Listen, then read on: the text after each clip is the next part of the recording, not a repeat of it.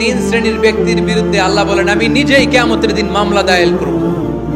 I will be against them in the day of judgment. Three categories of people I will be against them in the day of judgment. তিন শ্রেণীর লোক কিয়ামতের দিন তারা ছাড় পাবে না। আল্লাহ বলেন আমি নিজেই তাদের বিরুদ্ধে মামলা দায়ের করব। এর মধ্যে এক শ্রেণীর লোক হচ্ছে রাজুলুন ইস্তাজারা জিরান ফাস্তাউফা মিনহু ওয়া লাম ইউতি আজরা। একজন শ্রমিক ভাড়া করে তার কাছ থেকে কাজ নিয়েছে কিন্তু তার পারিশ্রমিক আদায় করে নাই। এরকম আছে না নাই?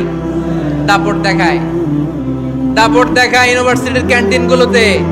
ইউনিভার্সিটির ক্যান্টিনে যে খায় মাগার বিল দেয় না, এরকম টাকাই আছে না নাই?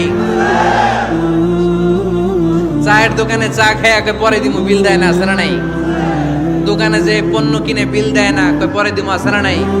কিয়ামতের দিন আল্লাহ তোর এই মাস্তানি ছুটাবে, চিল্লা এখন ঠিক কিনা? আনা খাসমুহুম, আমি নিজেই তাদের বিরুদ্ধে মামলা দায়ের করব। কথাটা কার?